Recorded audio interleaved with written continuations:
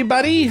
Hi, friends. Well, from beautiful Salt Lake City, Utah, It's Thank God I'm Atheist. the podcast. I'm Frank Feldman. And I'm Dan Beecher. And before we get to what's coming up on the show, we just want to acknowledge that there was something weird on the internet this last week.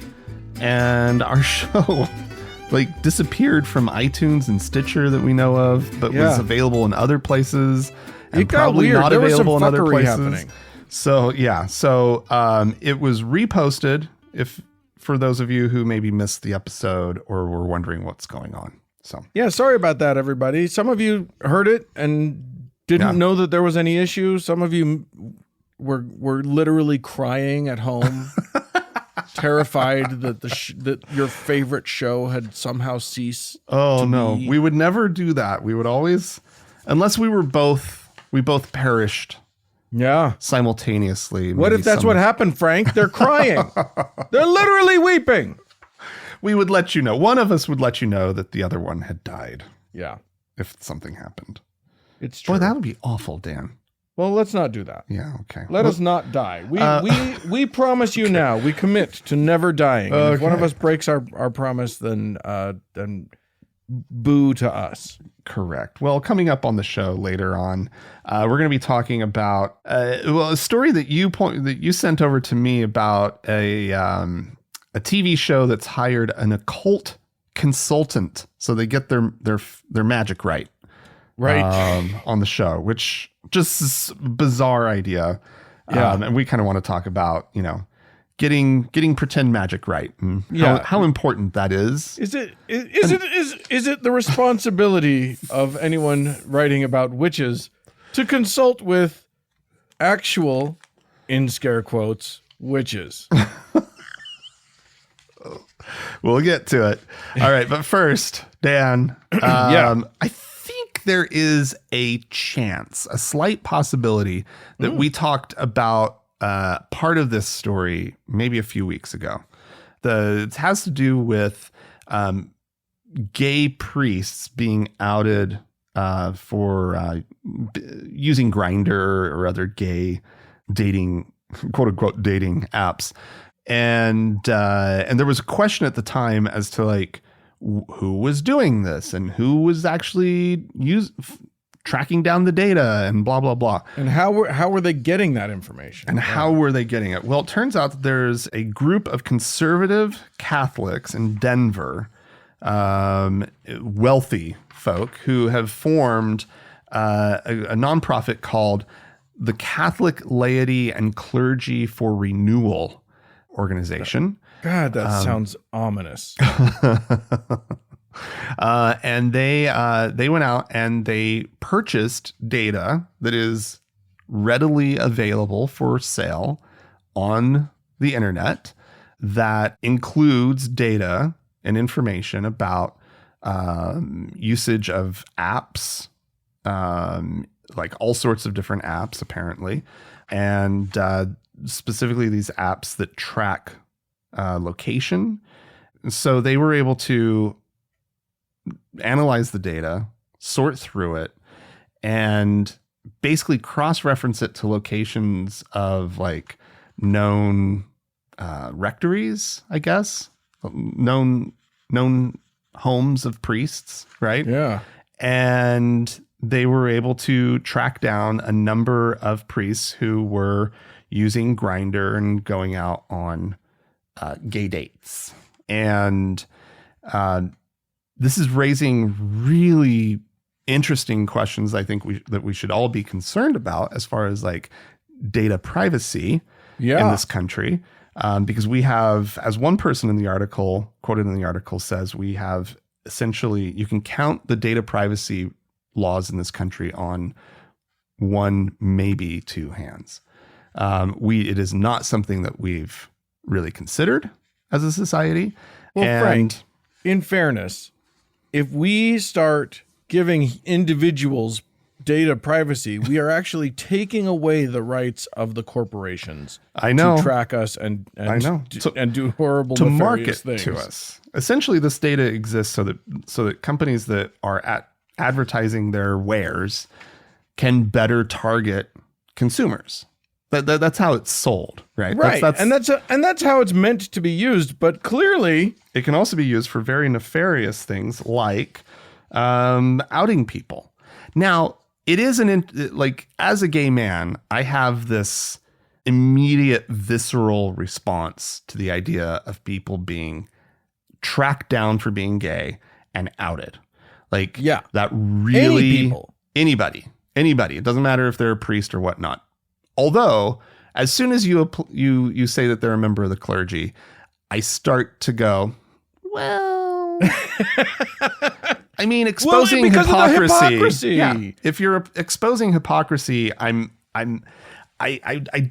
not so worried about it, because I think that's, I don't know, hypocrisy should be exposed, right? Yeah, it's still not okay though. But this is some really nasty stuff. And I would just point out that this is not an article about some group of wealthy Catholics who are just tracking down priest sexual activity broadly, right? This isn't about straight priests who are using OkCupid, right? That's a great point. This is about gay priests who are using Grindr or Scruff or whatever, right? And so this is very much homophobic activity, deeply so. And so I don't like this one at all. So yeah, but Catholics, man, they've got this conservative group right now that they're shifting the power dynamic within the Catholic Church, right? Yeah. If any old Catholic with a bunch of money, because I mean the annual budget of this organization is like $1.5 million or something like that. They think they've spent about $4 million since their inception, with the sole purpose of tracking down gay priests. And then they say, oh, well, we're turning the information over to their bishops so that they can like better coach them, I think was kind of how it was phrased. It's outrageous. What's so gross about it, because you're right. I mean, they're exposing hypocrisy, but they're only looking at one little hypocrisy. Yeah.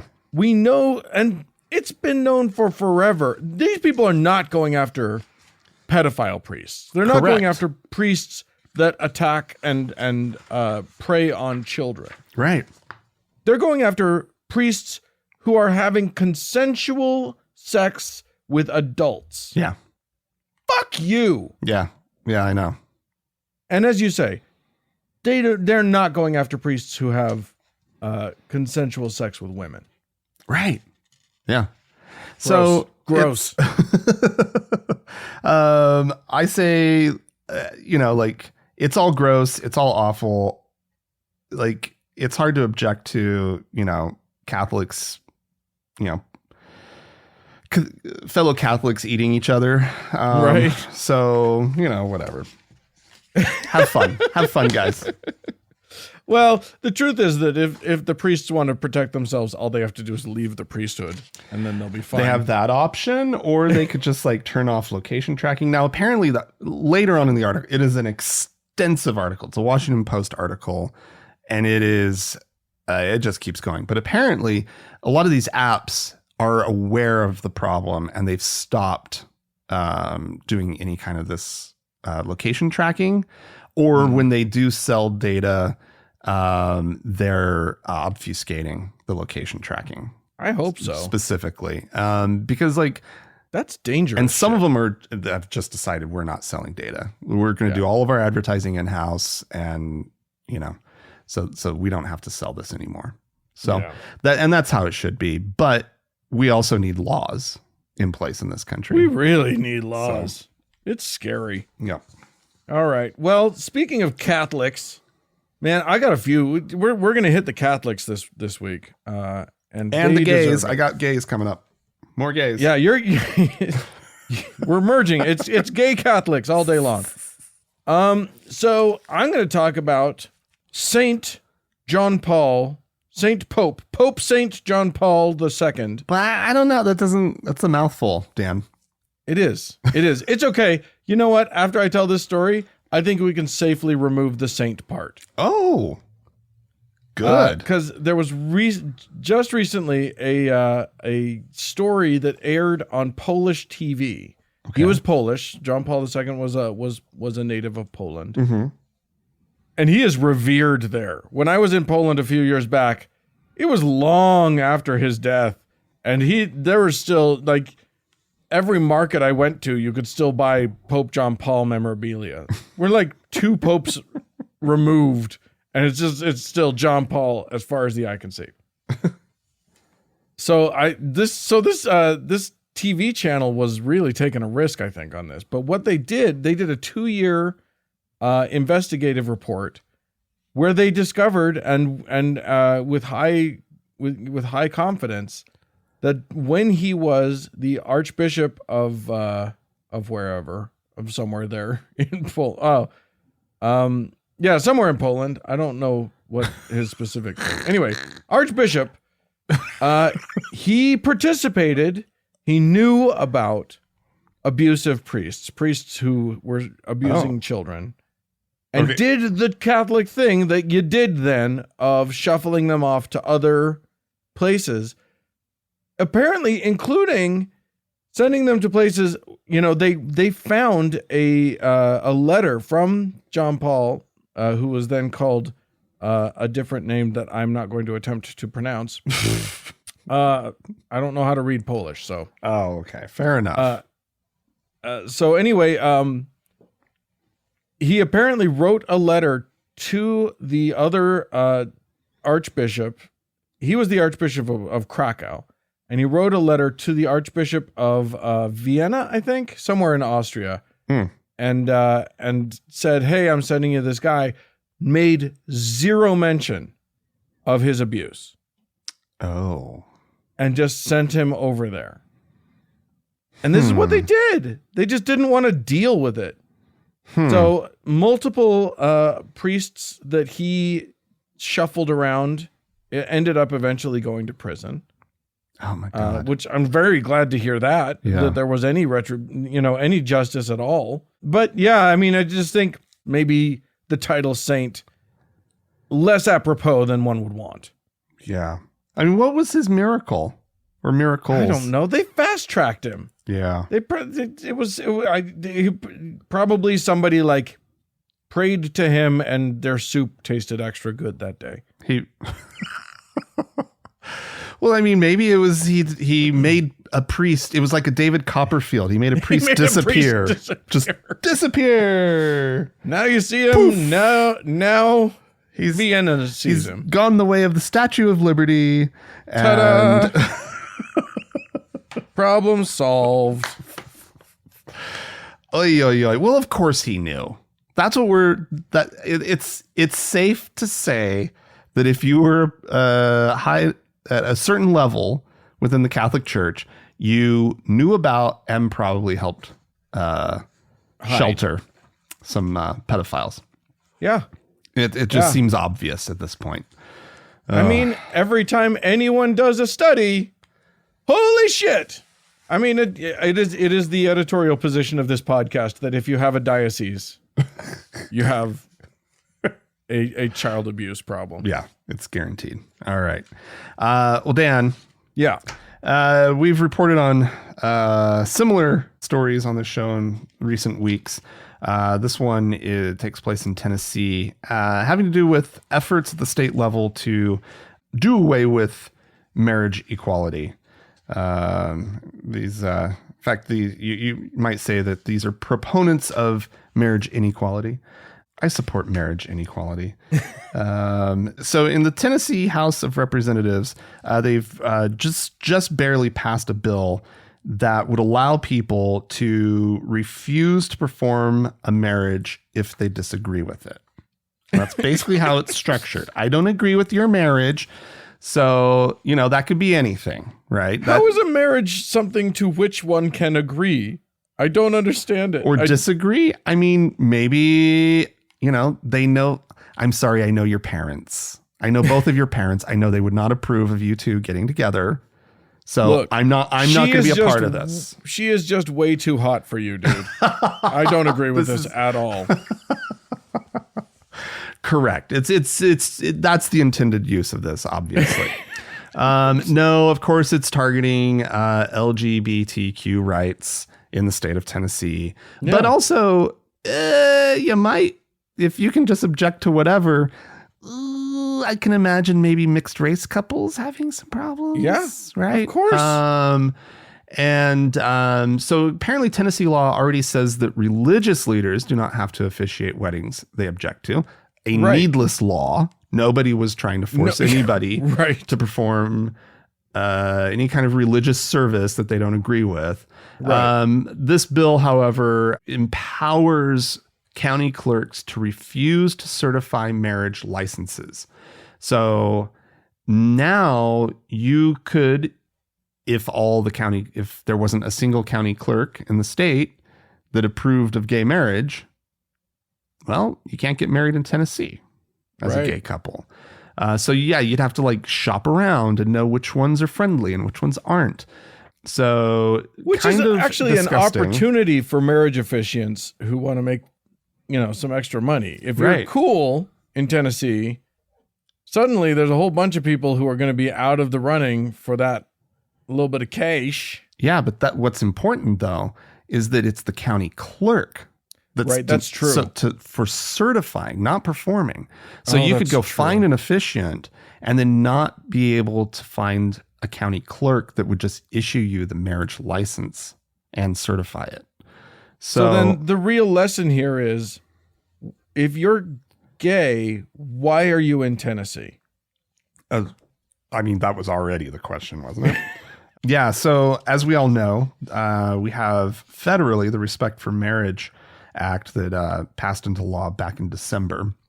But one of the things, and it was pointed out at the time, it does not require states to actually issue same-sex marriage licenses.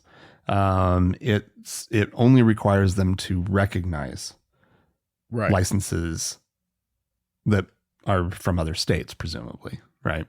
So yeah, so that's going on, Dan. It's so gross. We keep making progress in this country, and then we have to deal with fucking Republicans. And then it goes backwards a bit. Yep. All right. Well, yeah, God. And it's not like Tennessee is surrounded by friendlier states. So good luck, Tennesseans. Yeah, you could just say drive to Kentucky. Right. Go get married in Kentucky instead. Or head south to Mississippi. It's all great. Everything's going to be good for you at this point. Wow. Yeah. Well, there is still that thing where like you can get married. Like Utah still has that rule where like a Utahn can marry someone from anywhere online. Yeah. That was like a COVID sort of thing. Uh-huh. So contact a Utahn. Let us know. We'll marry you. We'll get ourselves ordained. Indeed. Anywho, okay. So I am going to take us. Well, here in these United States, a new report has come out, and this is a report by the Anti-Defamation League. So it's not going to be good. They're not in the habit of issuing pleasant reports these days. They may want them to be pleasant, but they don't end up being pleasant. This one is about white supremacy here in these United States and the propaganda thereof. And what they've discovered is a 38% increase in instances of white supremacy propaganda this year. Oh my God. In 2022 over 2021. Really? Wow. Yeah. If you want to get specific to anti-Semitic propaganda, more than doubled. Oh my God. Really? Yeah. And this shouldn't really surprise us. This was the year that Kanye did a whole bunch of shit, and then we saw banners hung on freeways in Los Angeles. A stupid group popped up called the Goyim Defense League as a sort of answer to the Anti-Defamation League or whatever. Right. But yeah, I mean, it's not like this is, by like dissemination of information in general standards, this is not a lot of stuff going out, but they're ramping up. And they're ramping up kind of hard. And if you're paying attention, you're seeing it. You know, this Nick Fuentes guy is gaining traction. There's a lot of it right now. White supremacy and specific, you know, it's funny because the largest segment of it by far is Christian nationalist white supremacy. Yeah. But there's also other stuff. There's a weird movement here in the United States of Odinists, of neo-Nazi fucking people who identify with Nordic gods. And they think that that Odinism, worshiping Odin, is the birthright of the whitest of the white people. Such a precious people. Yeah. I mean, I love Scandinavians. They're great, but like supreme. Well, and your whiteness does not, I mean, if there's anything we can say as we look at the people most purporting, the biggest proponents of white supremacy, whiteness ain't superior. Like, it does not guarantee superiority in any way. Yeah, they need to try a little harder to convince us all. Right. Put the better people forward. Find somebody better than Marjorie Taylor Greene. If you want to convince me that whiteness is supreme. Yeah. Alrighty. Well, that's terrifying, Dan. It's starting to feel a little 1930s-ish around here, and I'm not happy about it. Why are we Germany in this? Right? Well, I mean, how did this happen to us? Right? It was a problem here in the 30s as well. That is true. Yes. Thank you. Everybody do some research on Henry Ford. You're absolutely right. That is true. It wasn't just Germany. We like to point fingers. Well, Germany did the worst bit. They went all in on it. They went a little bit, yeah. Okay. Well, Dan, I want to go to Washington State. Okay. Both literally and for this story. Why wouldn't everyone want to go to Washington? It's a lovely place. I love Washington. Yeah, so this has to do with a homeless shelter. It's called the Yakima Union Gospel Mission. Sure. And it is they are feeling a little put upon by the state because the state has passed a law called the Washington Law Against Discrimination. Actually, this sounds like it's been around for a little while, but the state Supreme Court has interpreted it recently to prohibit religious organizations like a gospel mission from using a sort of a religious test for hiring, right? So they cannot, they have to hire using sort of normal, equal opportunity hiring practices. Oh no, that's terrible. They're going to hate that. Right.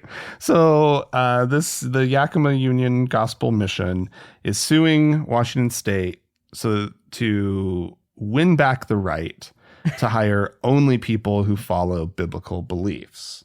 Yeah. Now, this always does beg the question of why do you want to go work for a gospel mission as like a non-believer anyway? Yeah. Yeah. But it doesn't seem like it's going to be a huge problem for them. Right. But nonetheless, they feel a little put upon, and so they're suing. Now, the state does still recognize a ministerial hiring exemption. And I'm just like, guys, there's your loophole right there. Right? Like everybody's a minister. Nobody wants to work at your place unless they like really believe in your mission, period. So make them all ministers. Yeah. Right? That's easy. And of course, it's coming from a sweet little gospel mission thing, right? That, houses the homeless, that feeds the hungry, that provides other services that are all admirable services to be providing, right? But the problem is that where does the line stop as far as religious organizations? We have hospitals that are owned by religious organizations. Do they want to be able to, discriminate against some nursing applicant or whatnot? Of course they do. We know that they do, right? And so these laws have to be in place because of how much hiring in sort of non-ministerial settings, church or not churches, these religious organizations do, right? Right. And so, we kind of ask the question, who wants to go work for a gospel mission, blah, blah, blah. Well, maybe somebody who's getting themselves off the street, right? Right. Maybe somebody who doesn't have a lot of options about where they're going. And now they have to be biblically aligned or whatnot. Like, apparently, like, a big part of the test is like who they're married to. And are they having sex outside of marriage? Right. And these are questions that, like, this person might be showing up to apply to be a janitor or a cook. This has nothing to do with ministering. Right. Yeah. And so, so that's going on. These things, they keep popping up. These religious folk in this country are not going to be happy until they can discriminate against whomever they want. Period. That's what they want. You know what's funny is that I'm not 100% sure where I fall on this question. Like, I hate all of these religious organizations with a passion. Right. But if I'm going to grant that they have the right to exist, maybe they have the right to hate, and maybe they have the right to hire hatefully.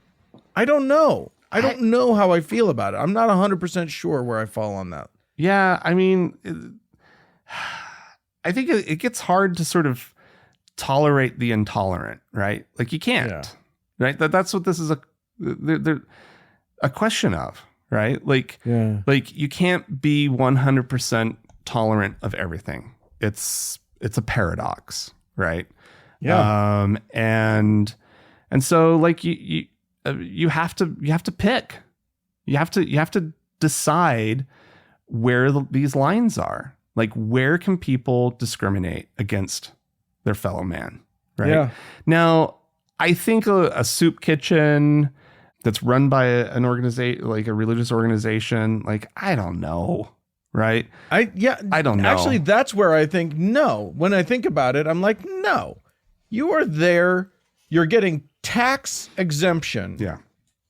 The problem is that you can't just hire only dickheads. Right. Yeah, they are getting a tax exemption. That's important. And but also, like, there's a big problem in how we've sort of structured a lot of this stuff in this country, which is we've relied on these religious organizations to fill in huge gaps in our social safety net. Right? Like, we do not provide as a society for these kind of services well enough. Period. Right? Yeah. Like, and so who's picking up the slack? Who? It's these evangelical and Christian groups, Right. the Catholic community services and whatnot. Right. Yeah. So, well, that's a failure on society's part. It's a complete failure of American government. Yeah. Yep. So. All right. Well, I'm going to close this off with it's good news. I hesitate to say it because it's like about a terrible thing, but it's good news out of France. We talked at length earlier about Catholics and their little bitty child sexual abuse problem. So in France, apparently, there is a governmental agency called the Independent National Authority for Recognition and Reparation.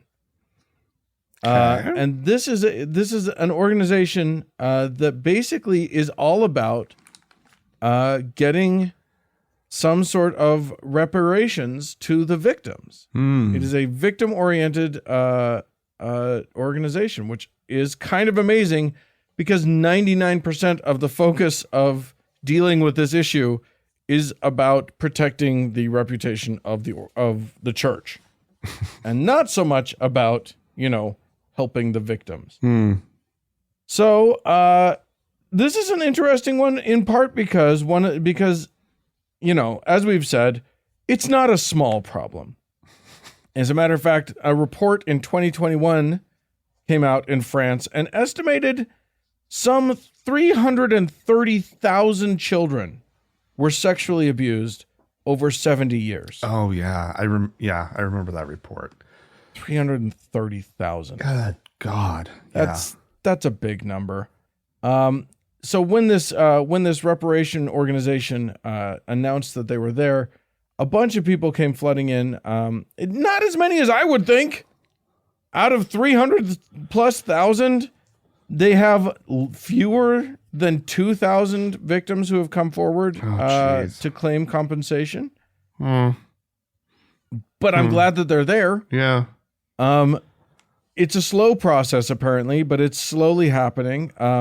The amount that these victims are getting is not outrageously high. 80% of the sums are above 20,000 euro, which isn't that much. 40 people have received the maximum amount, which is 60,000 euros. So yeah, I mean, it's not a massive sum. Yeah. For these individuals. I think it'll end up being a massive sum for the church. Right. But yeah, I think that's at very least, these people are being recognized. They're being apologized to, and they're being shown that there's some. It's not justice, but they're getting something. Yeah. I mean, that's important. Yeah. It's wild that more people aren't coming forward. It must, like you said, it must be quite the process. Is there a process? There's a process. It doesn't seem to be too onerous. Maybe people just don't want to put themselves through it. Right. I don't blame them. I've moved on with my life, and I've sought the therapy that I need. Right.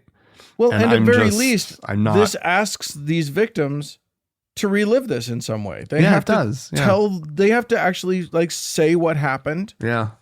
And sort of go through it. And especially if they haven't processed it. Yeah. Yeah. That's a lot to ask. It's a deeply painful thing. Yeah, that's true. Ugh. So I hope more people do come out and claim this. It's strangely not surprising to me that more haven't. Yeah. Yeah, in a weird way, but hopefully at least the visibility of this thing can at least normalize it for people and make them realize that it's not their fault and that it has nothing, that they're not alone in this victimization, and that they're the victims, because so often they're made to feel like they're bad. So yeah, hopefully this does good. I think this does good. Whether it does as much good as it should or not, that's not the question. I think it's a good thing, just in general. Well, all right. But if you, dear listener, wish to disagree or to agree, whatever, please feel free to write into us and let us know about it. You can write to us podcast@thankgodimatheist.com. Or call and leave us a voicemail message. We'd love to play it on the show. The telephone number is 424-666-8442. Stick around. There's more show coming up.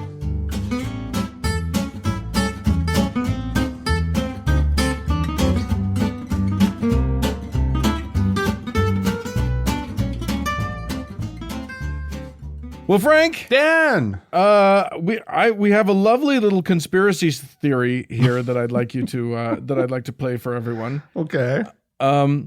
It doesn't start out as a conspiracy theory. It starts out as lamenting. This is a hate preacher, Jonathan Shelley. We've played him before. He's a show favorite, just a peach of a fella.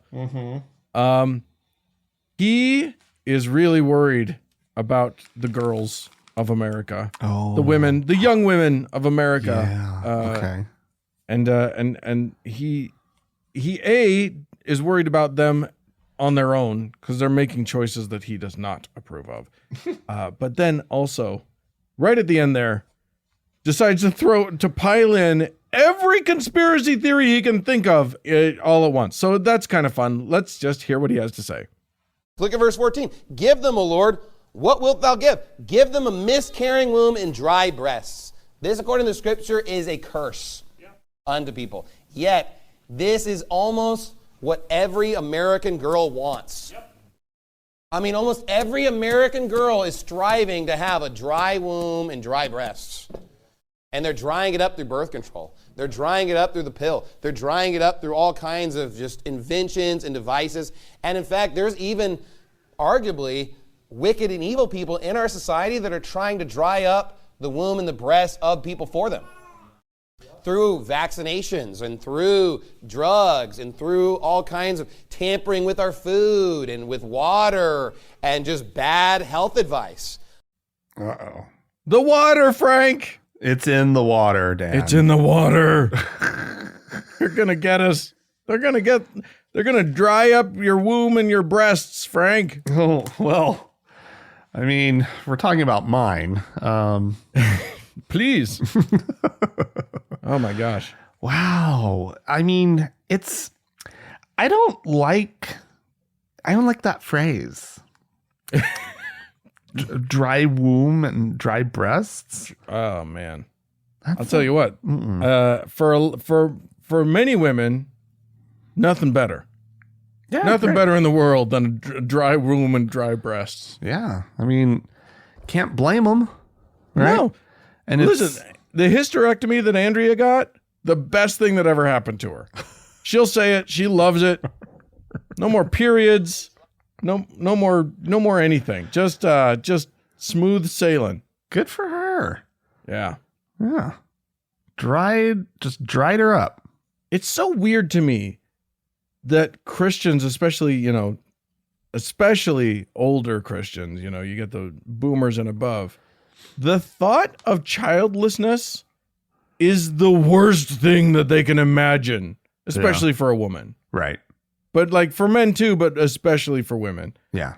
Like the thought of not having children, which as a childless person, and I think you could probably back me up on this as another childless person. Mm-hmm. If you didn't feel sort of the calling to parenthood, right, childlessness is glorious. It is fan-fucking-tastic. Yeah. I have nothing against parenthood. Go ahead, be a parent. If that's what you feel like you want to do, great. No, yeah, exactly. We need people being raised in this world by people who want to be parents. Right. That's that's ideal, right? Yeah. And I get that it's like sometimes, sequence of events happens and you end up with a kid and there are plenty of those people who are also fantastic parents, right? But there are good parents who did not want to be parents and exactly. who don't want to be parents. Yeah. That's fine. And they pull it off somehow. But like if you just I'm sure there's plenty of people who want to be parents who are actually, this is also true. There are plenty of people who wanted to be parents who are awful parents. Well, that's true too. Absolutely. So I don't know. There's no good formula here. People fuck other younger people up. Yeah. It's through bad parenting. And even if you had the most wonderful parents in the world, you probably resent them for something. So yeah. The truth is though, and I think this should be the societal default. Mm-hmm. Unless you feel specifically moved deeply to have children, mm-hmm. don't have them. Yeah. Yeah. Like unless you feel like really deeply that you want children, if you're just sort of like, I don't know, maybe yes, maybe no, don't. Yeah. We got plenty of people. There's too many people. And the last thing we need is children being raised by people who aren't really into it. Yeah. I mean, there is an economic issue at play Whereas aging societies become very top heavy and difficult to deal with if there's not a younger generation coming in. But so we do need people reproducing, right? I don't think we're in any danger of the world not being repeopled. Well, you're talking about just the species. Like you can have like I don't think we owe the economy. Problem.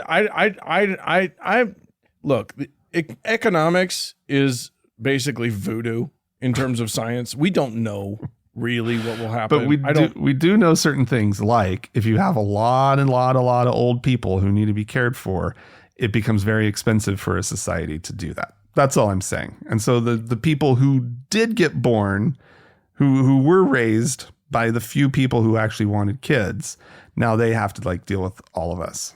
That's all I'm saying. There's the other side of that, though, which is that childless people have more money and are therefore possibly able to better save for their own care. Oh, I'm not talking about just the expense. I'm talking about the actual like need for there to be people to care for you. Sure. And to have an economy. Gone off the rails here. I feel like we might be a little off our own topic. I'm just saying, Dan. Okay, well, I'm guessing we're going to get some emails about that, and that's fine. And we need people raising. We need atheists raising good.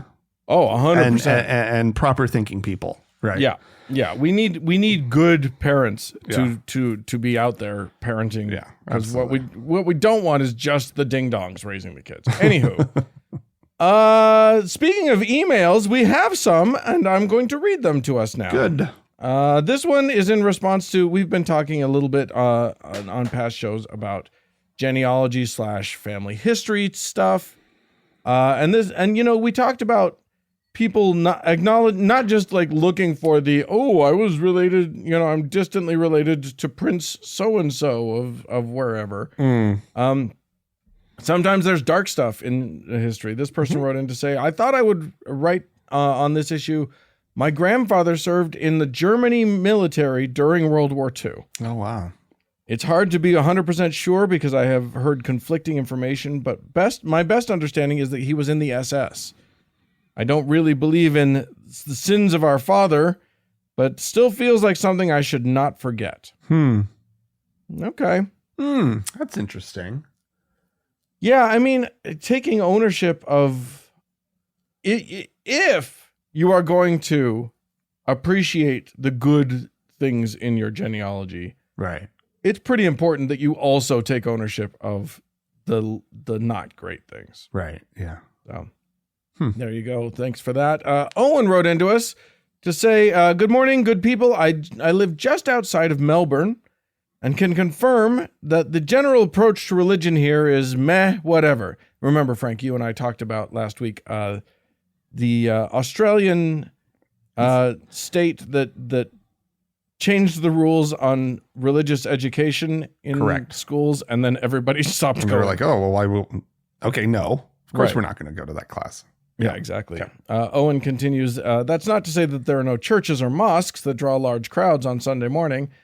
I'm guessing the mosques don't draw a large crowd on Sunday, but that's okay.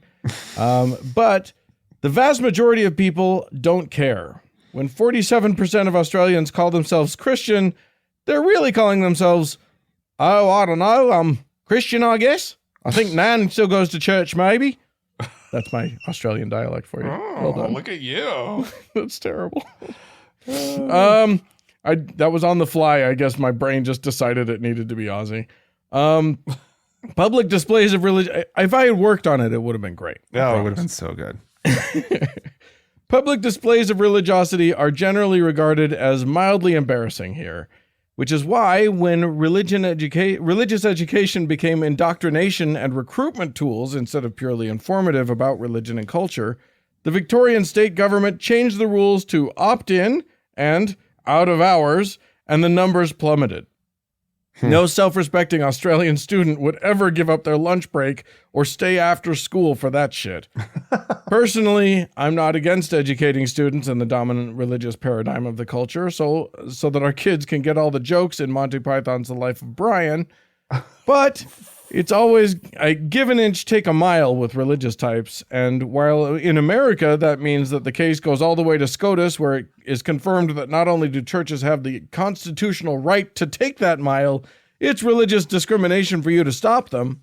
Here in Australia, we say, nah, fuck all the way off with that shit. Back in your box, and we'll see you at Christmas and Easter just to keep Nan happy. You didn't do the accent on the second part, Dan. No. I bailed on the accent. I'll do. You know what? I'll do an accent for the next, for the whole next email. No. Yeah. I did because I don't know where Jim is from, so I can't do his accent. Okay. I could assume. I could just assign an accent to it. Oh, that would be fun. Where should Jim be from, Frank? Random accent. You choose the accent. What's the topic? Asceticism. Asceticism. Yeah. Well, I don't know. I think. How's your Pacific Northwest? How's tricky to differentiate? Really. I don't know. Do like a Tennessee. That's a fun accent. Tennessee. I'd have to summon my Greg Locke. There you go. He's Tennessee, right? Okay, we're off the rails again. We're not going to do it. Okay. Hi, Frank and Dan. This is from Jim. I love your show. As a lifelong Christian, I always hated fasting. This is, as a reminder, we talked about asceticism last week, so go back and listen to that episode if you haven't already. Yeah, I'm there with you, Jim. I hated it. Just the worst. Yeah. The worst. Jim says, it never did anything spiritual for me. Rather, it made me grouchy and all the more focused on the food I was giving up. Later, when I was about to be ordained as a deacon in the Catholic Church, my archbishop confided in me that celibacy was a joke when he was in seminary. What? Finally, we've seen how priests act. We know that it's a joke to them. Sure, but just like, oh, hey, yeah, like some offhand comment. Right? Yeah. I shudder to think what offhand comments happen between priests and each other. Yeah. Jim goes on. Finally, our last parish priest was a Franciscan who had taken vows of poverty, chastity, and obedience. Not only did he hit on me, a married man, but he amassed thousands of dollars of outdoor gear, numerous tents, a kayak, etc., which he had to divest himself of when he retired, lest his superiors find out what he had done. The shame. I'm shame no longer of owning religious, a kayak. Right? I'm no longer religious, and I only give up something, I assume, for Lent, if it makes sense from a personal / financial or health perspective. Mm-hmm. I just think, why, you know what? Why are they, this is the true point. If you're going after priests for being hypocrites about their vows, go after them for fucking, getting thousands of dollars worth of like outdoor gear before you go after them for gay sex. You know what I mean? Like it's the same shit. They're all hypocrites. Right. Or probably not all. But come on, they're human beings being asked to act not as human beings. Most of them are going to fuck it up. So don't pretend that like your persecution of gay priests is about hypocrisy. It's not. It's about persecuting gay people. Anyway, thanks, Jim. Yeah, you're right. I think for many people, asceticism is just nonsense. Just absolute nonsense. Well, folks, listen. Here's the thing. Our show is entirely listener supported. We do not do ads, as I'm sure you have noticed. Mm-hmm. We have no other way of making this show go.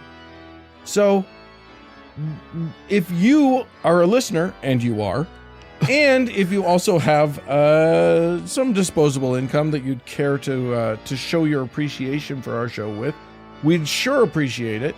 How do they do it, Frank? They can go to our website, thankgodimatheist.com, and click on the support tab. There are two options. You can sign up on Patreon, or if PayPal's better for you, there's that too. And as always, Dan, we have our top donor to thank, our Lord and Savior, Austin! More show coming up.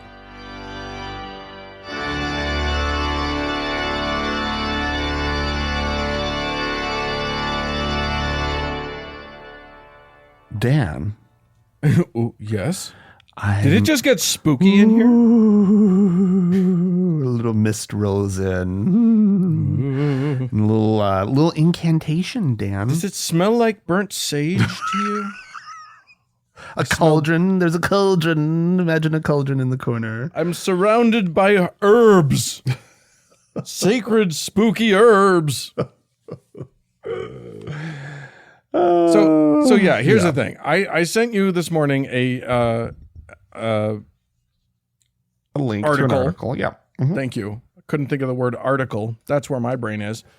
And it's on religious news service, and it's all about sort of this new and thriving, apparently, industry of Hollywood Wicca / like witch consultants, occult consultants. Yeah. So these are people who like shows. There's a new show called Mayfair Witches on AMC. Yeah. Yeah. There's a lot of shows. You know, The Craft just had The Craft, which was from like 1996, just had a sequel come out. Mm-hmm.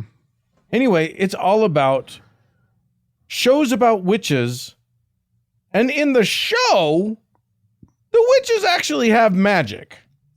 Right. But what they're doing is hiring consultants who are Wiccans and whatever, who don't actually have magic but pretend to make sure that they get all of the spells and herbs and everything correct. Right.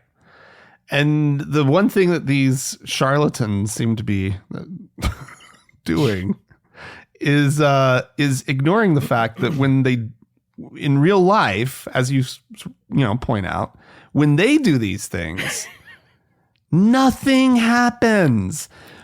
Smoke does not swirl. No. Things do not start glowing. Their enemies don't wither and die. Yeah. Yeah. Like, so as far as like accuracy and getting things right, like they are sort of failing a little bit. Like they should be consulting and saying, actually this is how the incantation works. Right. And but then nothing happens. Nothing happens. You guys are getting it wrong. You keep doing these spells and shit happens. Yeah, no, this show is so fake. It's so phony. You guys, you're getting witchery totally wrong.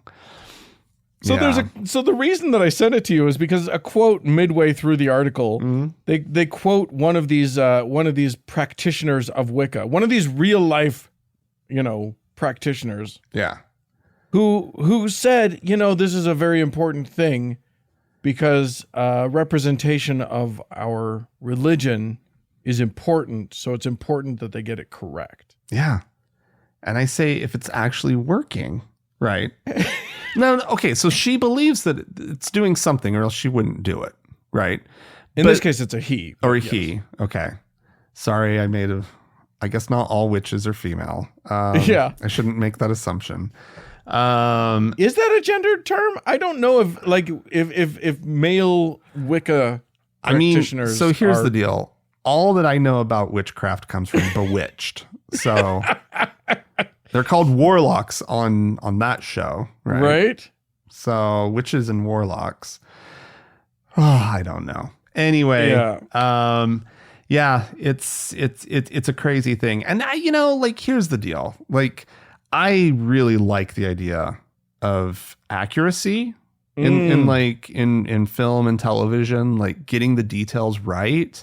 Yeah. It helps for sort of, that world building and whatnot. And my immediate reaction when you sent this over and suggested it, I was like, well, I want them to be getting like, Muslim prayers, right? And I want them to get, but like also typically at the other end of those prayers or, Christian ceremonies or whatnot, people, like you say, aren't withering and dying and demons aren't emerging from the netherworld and blah, blah, blah. Like that's typically not what happens, even though there are cases there, you can think of like, I don't know, like The Exorcist or something like that, where you have actually a Catholic priest, right, dealing, with the devil.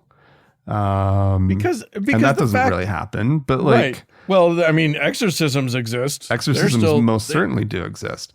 And so like, I guess I would want them to be getting the exorcism side of it, right? You know, not that I would believe that a devil would ever enter a body, but right. But that's the point, right? Is that if you're going to get it correct, then there are two things need to be correct. The stupid rituals that they're doing need to be accurate. Right. And then also the fact that there's no fucking devil in that person needs to also be accurate. The fact that there's something psychological and not supernatural happening. So you want all movies based in reality. Dan, well, is what I'm hearing. Here's what I'm saying. What I'm saying is if accuracy is what we're talking about, then that. If, however, we're talking about magic, like witches casting magical spells and there being magic, I don't think I have to be accurate I don't think I have to relate actual magic happening to real life Wiccans, right? Who are incapable of that kind of magic. I don't think I have any responsibility to that, because if your magic worked, I would have a responsibility to it. I would want to be right on the money. But my witchcraft, if I'm making a movie about witchcraft that actually has magic, it's not the same witchcraft as what these people do, because that doesn't have any.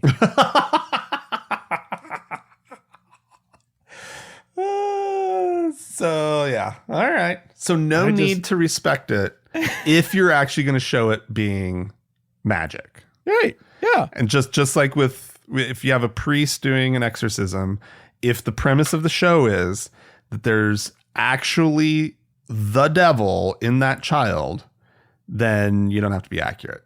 Yeah. But if it's a psychological in the world of fantasy thing, now. right? But if the show itself isn't fantasy, then you need to be accurate. Yeah, I can live with that. I like the idea of making a show about Wiccans as it's really practiced.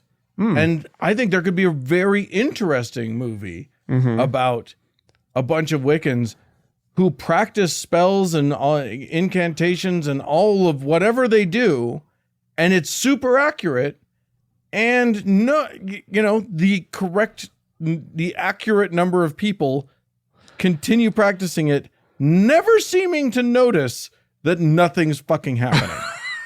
I mean, you say that might be interesting. I doubt it would be entertaining. Not the way that these like magic-y shows are, right? Like, no. You want to tune in. If you make it a comedy, I'm watching it. I'm there for that. You know what? Somebody start a GoFundMe and we will make movies that make fun of not just this magic, all of the religious magic. Make fun of the priests that they think they're doing magic. Make fun of the Mormon people that think that they're doing magic. Right. It's just, and here's the thing, a lot of our listeners might be upset right now because there are still people who want magic thinking to be real or who believe that it's real. And I come by this, I have no belief in any kind of magic. I'm willing to be proven wrong, but so far nobody has shown me anything that comes even close to making me believe that there's any kind of supernatural or occult magic of any kind. Yeah. Not even metaphysical stuff. Right. Yeah. Right. Yeah. And I've explored a lot of the things that make people believe, I'm not going to admit to having done, quite a bit of psychedelic drugs. It's not like I'm admitting to that, but I've done quite a bit of psychedelic drugs. And I don't believe it's anything beyond just fucking with your own body chemistry. Yep. But I come by this honestly because I can tell you that as a younger person, as a teenager, as a child, no human being on earth wanted magic to be real more than me. Aww. And I did some dumb shit trying to make magic happen. Did you look in the mirror and say, Bloody Mary, Bloody Mary, Bloody Mary? No, not at that time, because at the time that I wanted magic to be real and believed that magic was real in the sense of like had religious beliefs about, Jesus magic and all this stuff, like I would never have fucked around with evil, the evil side of it. Sure. But I no. believed it as much as I believe, not Bloody Mary, but I believed in the devil as much as I believed in God. Oh, the devil was totally real in my world. Yeah. And growing up Mormon. Yeah, oh my God. Yeah. I believed in magic on both sides of the aisle on that. Mm-hmm. Yeah. And I wasn't going to fuck around with the evil stuff. But boy, did I try to make real, to prove to myself that Jesus magic was real. Yeah. And also, as a kid, I was pretty sure the Force was real. I was pretty sure Star Wars, I could make that happen. But the truth is, my eyes were opened because I tried so hard, because I wanted it so badly to be true. Yeah. And when it turns out that none of it is true, first of all, I'm very glad that none of it's true, because I love my relationship with reality now. I love just what I can see and perceive, and that is enough for me. Mm-hmm. I love it. Yeah. And also, like, I don't have to. I don't feel deluded anymore. Yeah, isn't that nice? Yeah. Yeah. I just think about like having that religious mindset again, and like how I could never live my life like that again. Right? Like, because you're walking around with constant cognitive dissonance. Yeah. And just like reality never lines up with what you're told. Yeah. Ever. Yeah. And it's just a horrible way to live. Yeah. So yucky. Yeah. Yucky poo poo. I don't like it. I'm much rather, I'm very, very pleased now that there, like, yeah. Would I love it if I could, say some spells, say some words, and maybe, make a potion or something, and my depression would go away, or I would get rich, or whatever it was that I wanted. Would I love that? Yes. Right. That would be a more fun world. But it's not true. Right.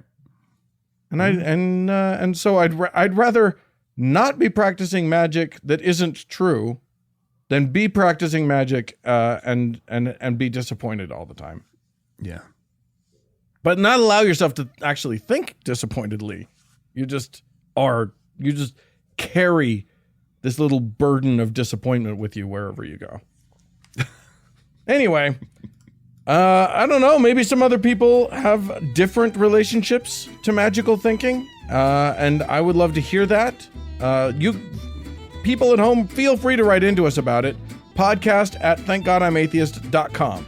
Or call and leave us a voicemail message. The telephone number is 424-666-8442. Yeah, hey, go to the Facebook page if you want to. Click on the like button. It's facebook.com/TGIAtheist.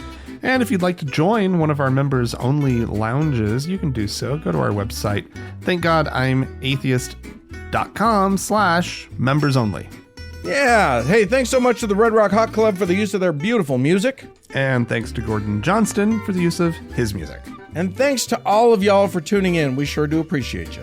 Thanks so much. Bye-bye.